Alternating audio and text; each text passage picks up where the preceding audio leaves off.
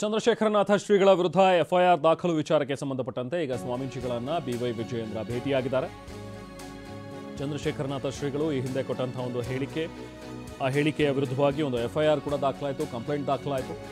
So ಅದಕ್ಕೆ ಸಂಬಂಧಪಟ್ಟಂತೆ ಈಗ ಸ್ವಾಮೀಜಿಗಳನ್ನ ಭೇಟಿ ಮಾಡಿದ್ದಾರೆ ಬಿವೈ ವಿಜಯೇಂದ್ರ. ಸ್ವಾಮೀಜಿ ಈಗಾಗಲೇ ಕ್ಷಮೆ ಕೇಳಿದ್ದಾರೆ ತಮ್ಮ ಸ್ಟೇಟ್ಮೆಂಟ್ಗೆ. ಹೀಗಿದ್ರೂ ಕೂಡ ಸರ್ಕಾರ ಶ್ರೀಗಳ ವಿರುದ್ಧ ಕೇಸ್ ದಾಖಲಿಸಿದೆ ಅಂಥೇಳಿ ಶ್ರೀಗಳ ಭೇಟಿ ಬಳಿಕ ವಿಜಯೇಂದ್ರ ಹೇಳಿಕೆ ನೀಡಿದ್ದಾರೆ. ವಕ್ಫ್ ವಿರುದ್ಧ ರೈತರು ಹೋರಾಟ ಮಾಡ್ತಾ ಇದ್ದಾರೆ. ಸ್ವಾಮೀಜಿ ಸಹ ಆಕ್ರೋಶಭರಿತರಾಗಿ ಆ ಟೈಮ್ನಲ್ಲಿ ಮಾತಾಡಿದ್ದಾರೆ. ಆದರೆ ಅದ್ರ ಬಗ್ಗೆ ಅವರು ಈಗಾಗಲೇ ಕ್ಷಮೆ ಕೇಳಿದಾರಲ್ಲ, ಆದರೂ ಕೂಡ ಯಾಕೆ ರಾಜ್ಯ ಸರ್ಕಾರ ಅವರ ಹಿಂದೆ ಬಿದ್ದಿದೆ, ಸರ್ಕಾರ ಸ್ವಾಮೀಜಿಗೆ ಬೆದರಿಕೆ ಹಾಕ್ತಾ ಇದೆ ಅಂಥೇಳಿ ಸ್ವಾಮೀಜಿ ಭೇಟಿ ಬಳಿಕ ವಿಜಯೇಂದ್ರ ಮಾತಾಡಿದ್ದಾರೆ.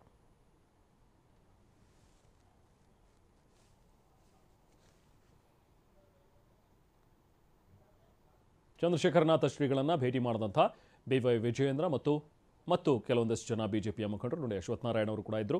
ಸೊ ಭೇಟಿಯ ನಂತರ ಮಾತನಾಡಿದರೆ ರಾಜ್ಯ ಸರ್ಕಾರದ ವಿರುದ್ಧ, ರಾಜ್ಯ ಸರ್ಕಾರದ ಕ್ರಮದ ವಿರುದ್ಧ ಕಿಡಿಕಾರಿದ್ದಾರೆ. ನನಗೆ ಹುಷಾರಿಲ್ಲದೆ ಇರೋದ್ರಿಂದ ಮಾತಾಡೋಕ್ಕಾಗ್ತಾ ಇಲ್ಲ. ಹೌದು ಹೌದು ಹೇಳಿ, ಬಂದ ಆಶೀರ್ವಾದ ಪಡೆಯೋಣ.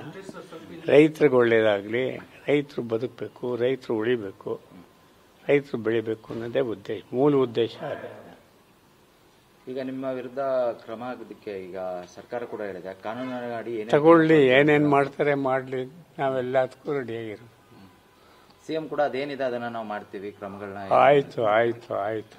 ಇವತ್ತು ಯಾರಾದ್ರೂ ಪೊಲೀಸ್ ಸಂಪರ್ಕ ಮಾಡಿದ್ರ ನಿಮ್ಮನ್ನ? ಇಲ್ಲ, ನಮ್ಮ ಹತ್ರ ಯಾರು ಬರ್ತೀವಿ ಏನು ಸಂಪರ್ಕ ಮಾಡಿ. ವಿಶ್ವ ಒಕ್ಕಲಿಗ ಮಹಾಸಂಸ್ಥಾನದ ಮಠದ ಪರಮಪೂಜ್ಯ ಚಂದ್ರಶೇಖರನಾಥ ಮಹಾಸ್ವಾಮೀಜಿಗಳು ಅವರನ್ನು ಭೇಟಿ ಮಾಡಿ ಅವರ ಆಶೀರ್ವಾದನ ಪಡೆದುಕೊಂಡು ಹೋಗಬೇಕು ಅಂತ ಹೇಳಿ ನಾನು ಮತ್ತು ನಮ್ಮ ಪ್ರತಿಪಕ್ಷದ ನಾಯಕರಾಗಿರ್ತಕ್ಕಂಥ ಛಲವಾದಿ ನಾರಾಯಣ ಸ್ವಾಮಿ ಅವರು, ಮಾಜಿ ಉಪಮುಖ್ಯಮಂತ್ರಿಗಳು, ಶಾಸಕ ಮಿತ್ರ ಇರ್ತಕ್ಕಂಥ ಡಾಕ್ಟರ್ ಅಶ್ವಥ್ ನಾರಾಯಣ ಅವರು, ನಮ್ಮೆಲ್ಲ ಪಕ್ಷದ ಮುಖಂಡರು ಹೊತ್ತು ಸ್ವಾಮೀಜಿಗಳನ್ನು ಭೇಟಿ ಮಾಡಿ ಅವರ ಆಶೀರ್ವಾದವನ್ನು ಕೂಡ ಪಡೆದುಕೊಂಡಿದ್ದೇವೆ.